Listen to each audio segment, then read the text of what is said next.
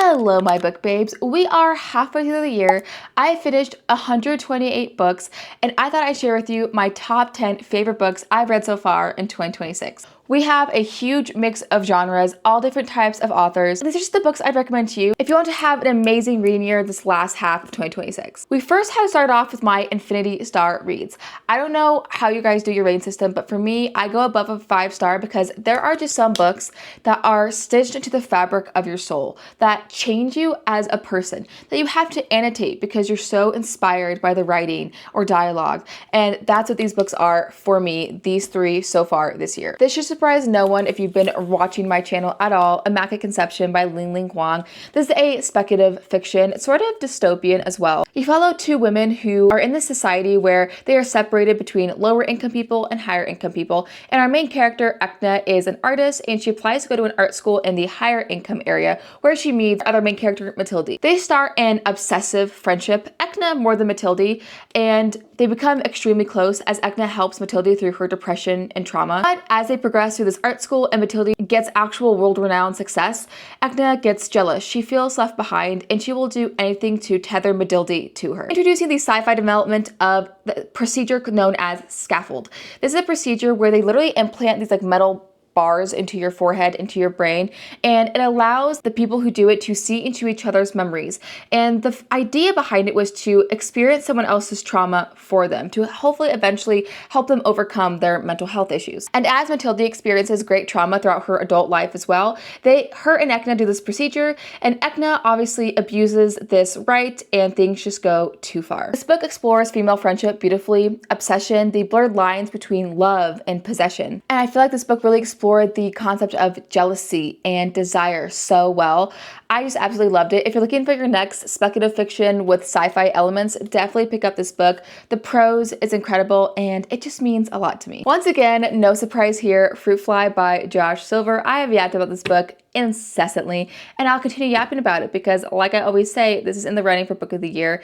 It's fantastic. This is about a woman named Mallory who's a down on her luck author. She wrote a book like 7 years ago that was a success, but ever since she's had writer's block. And so on a drunken evening, she looks up on Reddit what makes a bestseller, and she sees sort of a satirical post basically saying that what is popular in the publishing industry right now is gay and sad. So she therefore downloads Grindr because Mallory's a little nutty and decides to get entangled in a young man named Leo's life who is queer, but he's also homeless and an addict and just kind of making a mess of his life.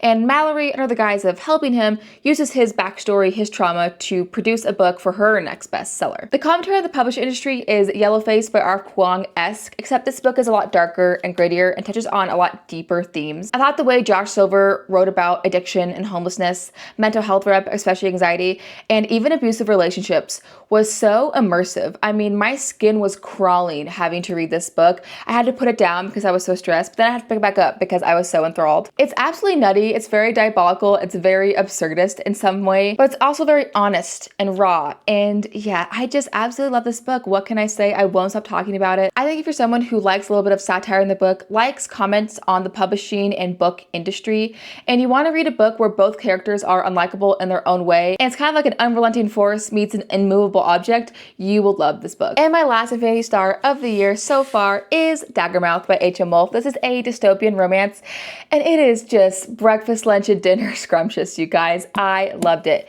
There are true enemies to lovers in this book, if you are into that. They're trying to kill each other constantly. There's also a lot of plot though. This is dystopian in the sense that there are outer rings in this society where people in the lower rings are poorer, and then there's this central heart in the center that houses the main government, the main president and his offspring, and of course the higher elites of society.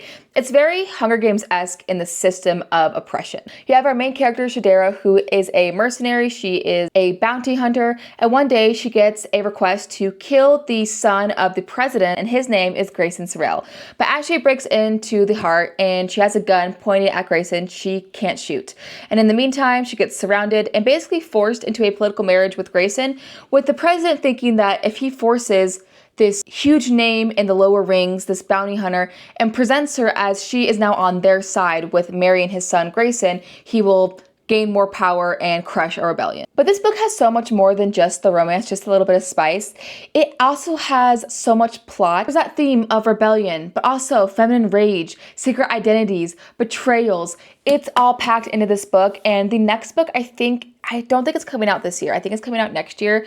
I am foaming at the mouth. This book was so good. It had me so enthralled. If you're into your dystopian era right now, this book is so for you. Okay, now we go to our 5 stars. These are books that I still loved, highly recommend. They just weren't on that next plane of existence as these books, but they're still incredible. We have Behind Closed Doors by B.A. Paris. This is one of my favorite thrillers. This is actually quite an older thriller, but I've heard it recommended to me so much before I read it, and for good reason. This is about a couple who appear perfect on the outside, like they have the perfect marriage, but something more sinister is going on behind closed doors. And that's all I'll say. I feel like oftentimes with thrillers, I never want to say too much because I believe with most thrillers, it's good to go in almost completely blind. But I don't think I've ever hated a main character, more than in this book. Oh my gosh, this book had me white knuckling while I was reading it. It had me so stressed, my heart was racing. And when a book can do that to me, I just know it's next level. I know it's a 5 star. Obviously, check your triggers for abusive marriages, domestic violence, manipulation, just like being the worst person imaginable in a marriage triggers. But if you're wanting a thriller that will have you on the edge of your seat, that will have you pleading in your mind and rooting for one character, oh my gosh, pick this book up. It was so thrilling. The true definition of a thriller right here. Next, I have my most recent 5-star read, and I'm not gonna talk too much about it because this will be showcased in an upcoming reading vlog, but this is Between Tides and Thunder by Lena Kazak. This is a standalone romantasy. I loved it. It could have been a 4.75 if I was being nitpicky, but this was like the first book I really fell in love with within like 2 weeks of reading, and I read this entire book in 5 hours because I was so enthralled. So 5 stars it is. This story follows Princess Maya, who is a part of this kingdom that has been at war with another kingdom, like across the continent for years at this point. And in order to hopefully ensure peace between their people, she decides to marry the crown prince of this kingdom. And this crown prince is the firstborn son, but there's also a secondborn son of this kingdom. And he's known as the Dark Commander because he like wipes out peoples in battle. Well, when she's actually supposed to go and marry this firstborn prince, she actually gets collected by the Dark Commander himself in order to be taken to get married to the prince in his own kingdom. But they get attacked on the way, and her and this Dark Commander have to join forces in order to walk the rest of the way, which takes like a month and a half, to this kingdom to marry the firstborn. And of course, along the way, while they're initially enemies, they grow to understand each other better. It's a little lusty at first sight, but I didn't really mind it, and the plot really goes so intensely from there. There is, like with Daggermouth, sure, the romance is a very huge part, but the plot, the betrayals, the secret identities, the motives, it's so well done, and in one single book. Amen, sister. Thank you for that. I will read whatever Lena Kazak writes, and like I said, I'm gonna go deeper into this in my reading vlog, but just know, if you're looking for your next romantasy standalone, Between Tides and Thunder. Now for a horror, You Did Nothing Wrong by C.G. Drews. C.G. Drews is an autobiography author for me, especially after this book. The way they are able to create dread is unparalleled to almost any other author besides another book I'm going to showcase in this stack. This book is about our main character, Elodie. She has an autistic son named Jude, though she refuses to acknowledge his autism, which is like a part of it. She lives in Australia, but then one day she meets a man named Ben, and he sweeps her off her feet. They get married within under a year, and she moves to the United States to help him build out his late parents' house, this like Victorian house, because it needs renovation. Well, once they move into this house, her son Jude starts having these really intense tantrums, becoming aggressive, biting, and he's saying that the house is unhappy, that the house is scaring him. And so Elodie has to deduce whether there's something wrong with the house or something wrong with her son Jude. And the way C.G. Drews gives autistic representation, C.G. Drews themselves is non-binary and autistic, but they often include autistic characters in their books. It's just so well done. You can feel the heart, you can feel the experience through this book.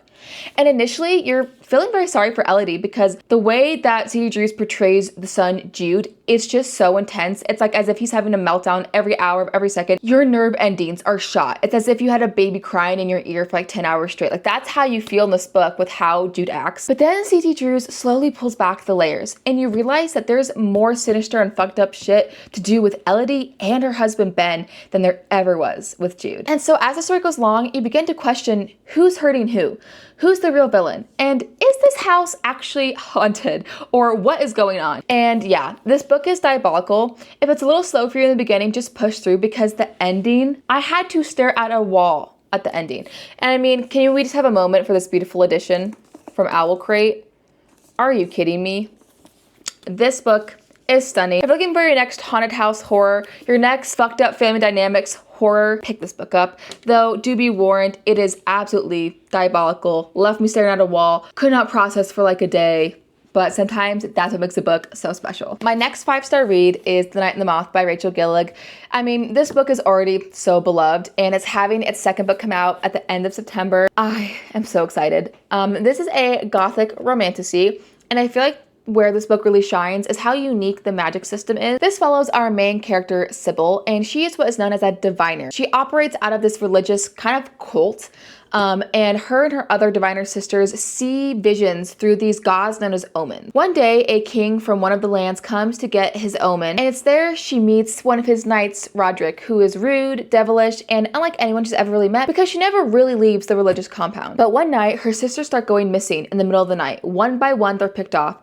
And so Sybil, instead of just sitting there and taking it and understanding she's going to be picked off as well, she decides to go with Roderick and his knights and her sort of animal companion, which is actually just like an alive gargoyle named Bartholomew, to go out into the world and find out what's happening to her diviner sisters. This book touches upon the deconstruction of religion and how people use religion to control others. And our main character, Sybil, and Roderick have this kind of reluctant allies to lovers, Slowbird, that is very mature and I felt like really took its time and developed really well. And Sybil overall is a very interesting character because she kind of comes off initially as more innocent and sweet, but by the end of the book, her character growth and development, it's just top tier. And there's a cliffhanger at the end of this book that is just so heartbreaking. I cannot wait for the next book. If you're looking for your next gothic romantasy, just pick this book up. And if you've tried Rachel Gillig before with One Dark Window and you didn't like it, still pick up this book.